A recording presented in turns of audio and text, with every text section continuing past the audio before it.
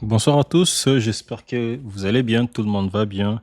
Et une fois de plus, bienvenue dans notre communauté de la cybersécurité francophone.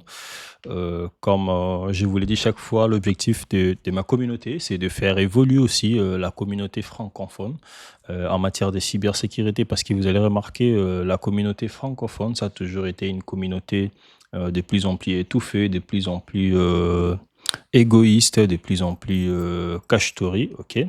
Alors, moi, mon objectif, c'est d'apprendre, d'apprendre et puis de partager ce que je sais déjà et ce que j'apprends d'habitude dans la communauté francophone. Parce que régulièrement, personnellement, moi, j'apprends dans la communauté anglophone et j'ai appris dans tous les cas, dans tous les cas, j'ai toujours eu à apprendre dans la communauté anglophone, et vu que j'ai des bonnes bases et des bonnes bases particulièrement en anglais technique, ok?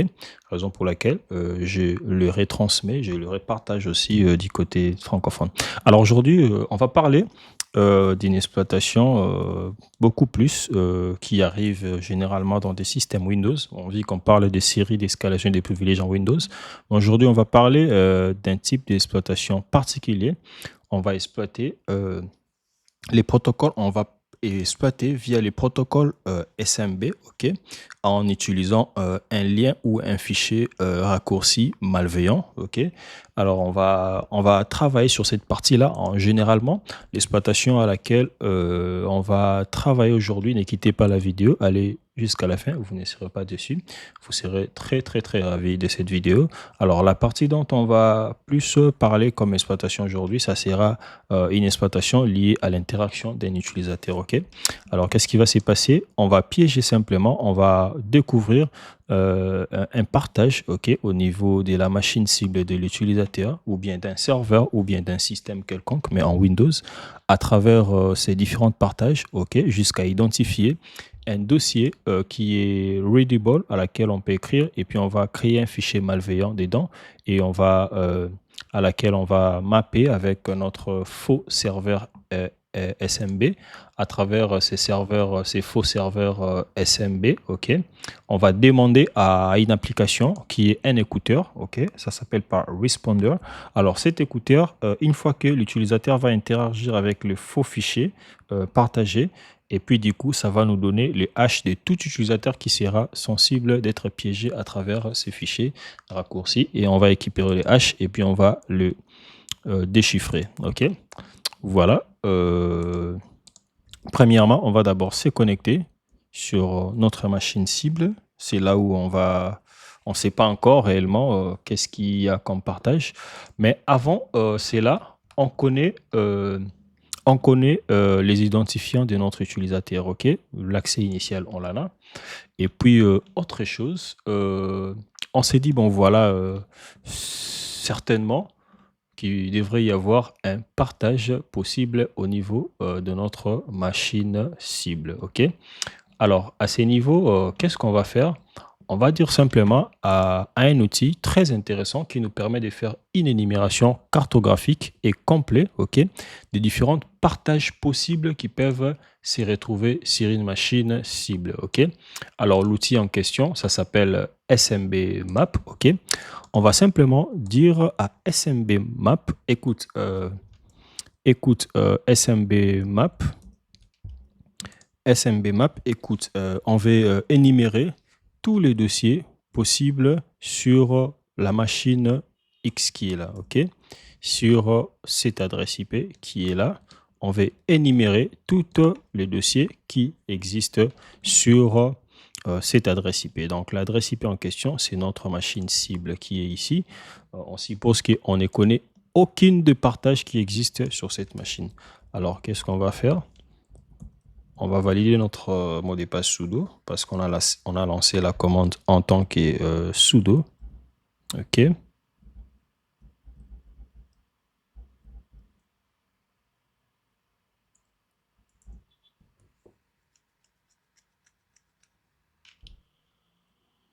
Voilà, on a relancé la commande. Il y a eu un peu de soucis de connexion.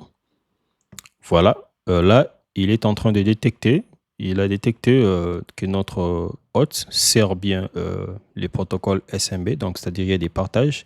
Il y a une session SMB, ok, à laquelle notre outil SMB Map de notre machine attaquant vient de découvrir sur notre target qui est cette machine qui est là en session Windows via RDP, ok. Alors, ici, comme on peut le voir, que on a les différents partages. Ça, ce sont des partages administratifs à laquelle je ne peux pas avoir accès. Il y a non-accès au niveau des permissions. Mais on peut remarquer qu'on a un dossier partagé intéressant qui s'appelle par Department Shares. OK? Shares, ça veut dire qu'on a la possibilité de lire sur ces dossiers-là. Alors, une fois qu'on lit un partage, il y a, en fait, il y a une autre alternative. On peut également utiliser le CrackMap exe, ok, pour ceux qui ont l'habitude de faire de l'exploitation au niveau Active Directory. Ils le savent. Avec CrackMap exe, c'est la même chose. Là, on spécifie les protocoles, l'adresse IP, le nom utilisateur et le mot de passe. À la fin, on définit l'option "shares" pour pouvoir voir les différentes partages qui se trouvent dans notre machine cible. Avec CrackMap exact,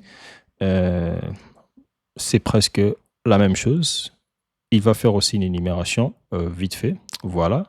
Lui également, il nous dit que le dossier Department Share, c'est un dossier partagé qui est aussi readable. OK? Alors, jusqu'à ces niveaux, on se comprend clairement. OK? Voilà. Alors, la prochaine étape, on peut accéder dans le dossier, commencer à faire une énumération progressive, dossier par dossier, dossier par dossier. C'est pas mauvais, c'est pas du tout mauvais non plus. Mais d'abord, on doit d'abord avoir connaissance de qu'est-ce qui est comme partage au niveau de cette machine. On vient de le voir, c'est le Department Share. Maintenant, on va simplement dire à notre outil SMB Map, fais-nous voir s'il y a aussi d'autres sous-dossiers partagés dans le dossier principal, ok, qui est le Department Share. Alors maintenant, à ce niveau, on va le dire, bon voilà, sudo SMB Map, le nom d'utilisateur, mot de passe, notre machine hôte, et puis on précise les dossiers à laquelle on venait de voir. Comme ça, il va nous montrer, ok, qu'est-ce qui est dedans comme autre dossier ou sous-dossier. Au niveau du dossier principal, le Department Shares. Voilà, il est en train de faire la traversée des dossiers, Traversing Drives. Voilà. Là, on peut remarquer que au niveau de notre dossier mère principal, ok, qui est là, le Department Shares, on a des sous-dossiers. Ok, on a, quand vous voyez l'option 2 devant, 2 également, ok, ça veut dire simplement que on a deux autres dossiers, sous-dossiers, à l'intérieur de ces dossiers qui est le Department Share. On a un dossier qui s'appelle Private et un autre qui s'appelle Public. OK? Alors là, si on doit commencer à faire comme ça, par sous-dossier, ça nous sera un peu trop long d'aller plus loin. OK? Alors, la commande SMB map, OK, nous donne la possibilité de dire, bon, écoute, tu vas aller me fouiller dans la profondeur de deux niveaux des sous-dossiers, par exemple. C'est-à-dire que s'il y a d'autres sous-dossiers dans les dossiers private et dans les dossiers public, OK, fouille-moi également, donne-moi le nom, affiche-moi l'arborescence. OK?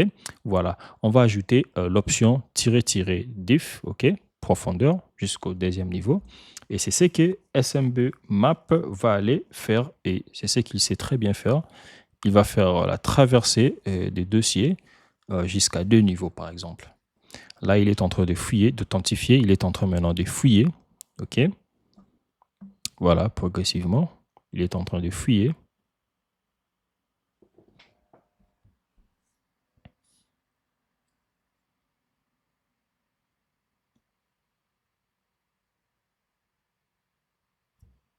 Tellement que c'est nombreux, il prend son temps, il va fouiller jusqu'à des niveaux de profondeur, des diffs. Il va fouiller. Et ce qui est encore intéressant, s'il y a même des fichiers déjà dedans, il vous dira également, il va vous afficher également les fichiers, tout comme le dossier. Donc ici, comme vous voulez remarquer, il y a l'option R-R qui s'est ajoutée pour dire que voilà, on est dans le récursif. OK? Voilà. Là, comme on peut le remarquer, il vient de faire une cartographie de notre dossier racine qui est le department share. Alors là, il nous dit que dans le department share, nous avons private, nous avons public, OK? Dans le il prend maintenant par la suite dans le private, OK, il nous dit nous avons accounting, executives, finance, HR, IT, marketing, R&D, OK. Et puis dans le public, il y a presque la même arborescence, OK, comme vous pouvez le remarquer, voilà. Alors, nous, on va pas, voilà, vu qu'on connaît quand même la cartographie, donc ça veut dire que ça, c'est son peut-être le dernier arborescence. Mais s'il y avait le troisième arborescence, on fera DIP 3. Alors, s'il ne voit pas dans le DIP 3, ça veut dire qu'il n'y a que deux niveaux ou des arborescences. OK? Alors, qu'est-ce qu'on va faire? On va aller dans notre machine cible. On connaît déjà les différents dossiers qui existent ou qui sont existants. OK? Mais après, tellement qu'on est des IT, on s'est dit, il y a dossier IT dans le private, certainement que... Parce que le problème en est que quand on est un attaquant ou bien quand on est un testeur, on doit d'abord certainement cibler, OK, euh, on doit d'abord avoir des intuitions à laquelle on peut se dire, bon, dans les dossiers privés, ça pouvait peut-être être plus sécure, plus truc. Mais après, on doit d'abord commencer dans des choses qui sont un peu plus accessibles de tous. Et puis après, on va commencer à fouiller des sites qui sont un peu plus privés. Alors, je me suis dit de fouiller d'abord ce qui est public. Et dans le public, je me dis, bon, peut-être ce qui peut être un peu plus accessible, ok. Ça peut être peut-être l'IT parce que le HR c'est un peu plus confidentiel, les finances et les autres, ok. Alors dans le IT ici, si je dois tester, il y a aussi une autre possibilité, je pouvais les tester à partir d'ici en me connectant avec le SMB client, mais vu qu'on a déjà accès via l'interface graphique de la machine cible, donc ça veut dire que on a les accès initiaux, mais on veut simplement maintenant choper des identifiants des autres utilisateurs. Alors, on va venir sur ces dossiers IT, par exemple. On dit New. Une fois qu'on a la possibilité de voir qu'on peut créer un fichier et autre chose, ça veut dire que possiblement, on a la possibilité en écriture sur ces dossiers. Alors, si je revenais et que je venais, par exemple, dans le dossier HR, je fais la même chose, vous allez remarquer que je ne sais pas créer un fichier. Oh, malheureusement, les dossiers viennent de se fermer, sûrement que c'est bien protégé. OK. Alors, qu'est-ce qu'on va faire? Vu qu'on connaît que le dossier IT, c'est un dossier à laquelle on peut avoir la possibilité d'écrire. Alors, il y a un type d'exploitation des fichiers raccourcis qu'on appelle par des fichiers avec l'extension .sfc. OK. Alors, l'extension .sfc, c'est une extension qui va nous permettre de créer un fichier raccourci exécutable dans les réseaux à distance et tout. OK. Alors, on va pouvoir créer ces fichiers-là. On va lui créer.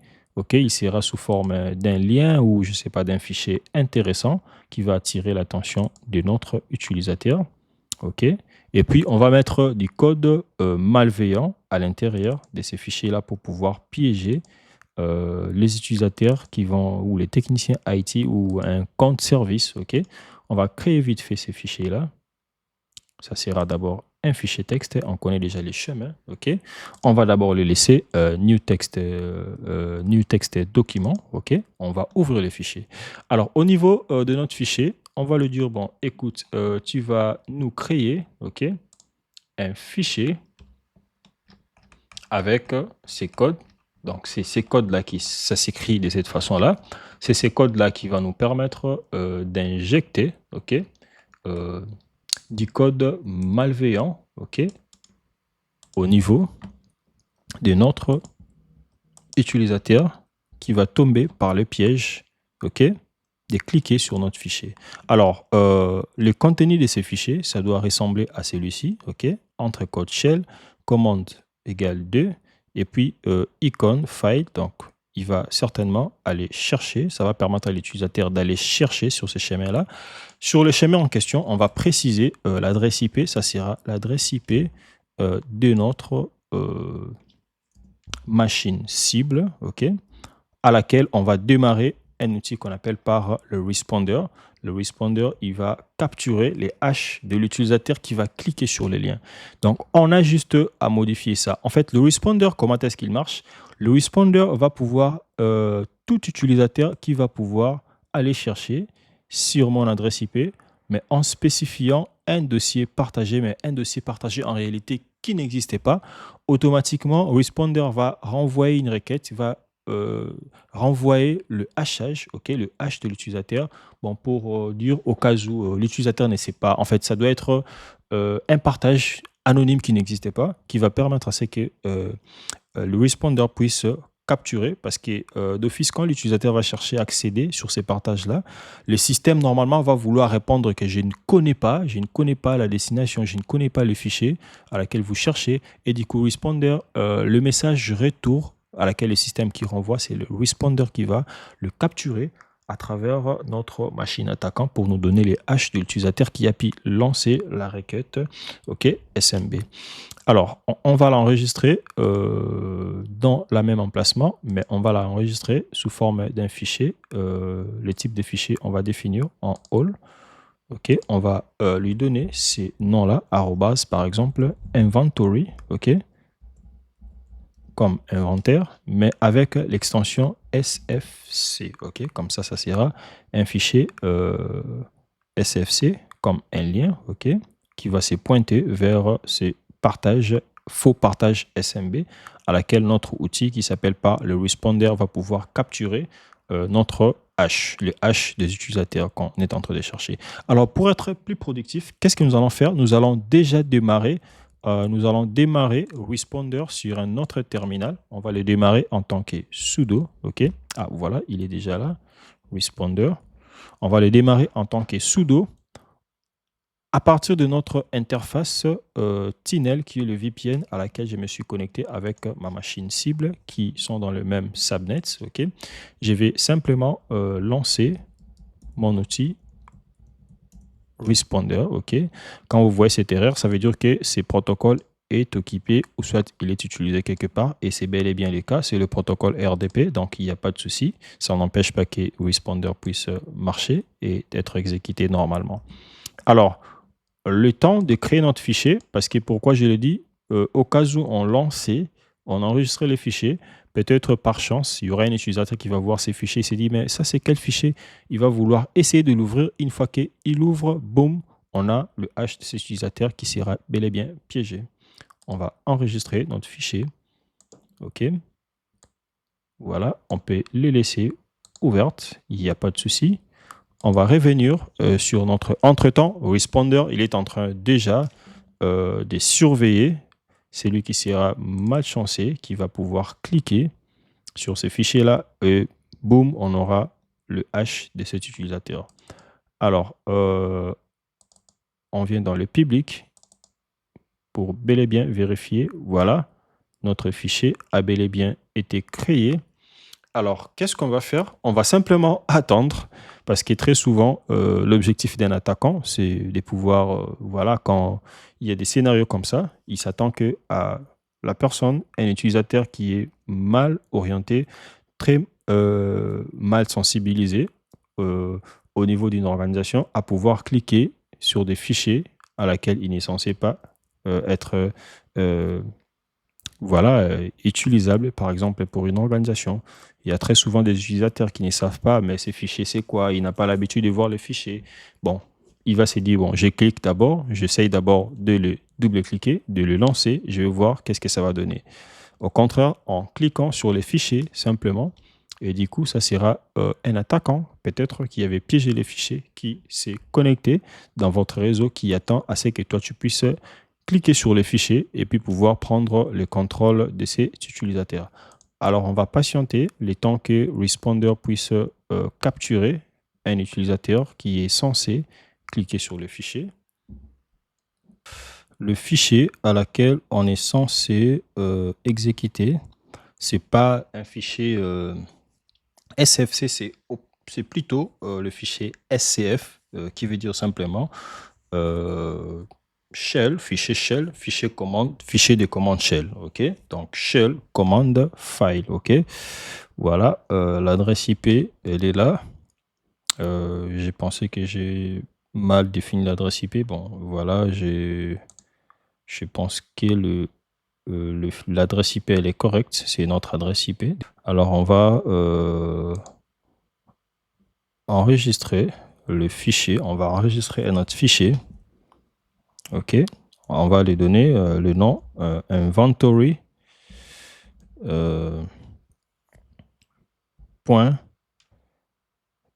.scf. OK.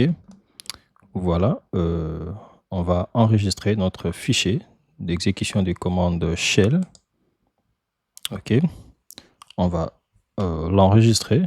Et là, on aura deux fichiers, les temps que Responder puisse capturer, OK, le hash de l'utilisateur. On va pouvoir également aller dans le dossier partagé. On va aller voir notre fichier dans le department shares IT. Voilà, notre fichier il est là. OK. Là, comme vous pouvez le remarquer, il y a quelque chose qui se passe. OK, il dit que voilà, voilà, il a déjà capturé le shell avec l'utilisateur actuel. Bon, on va patienter. Peut-être on pourra capturer le hash de notre utilisateur.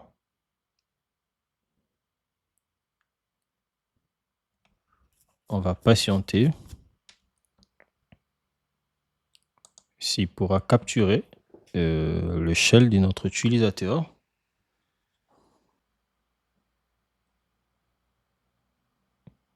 On attend. On peut toujours fermer la session et relancer la session. Peut-être, voilà, l'utilisateur a déjà pu capturer en arrière-plan. On va essayer de fermer la session de l'utilisateur. On va relancer la session.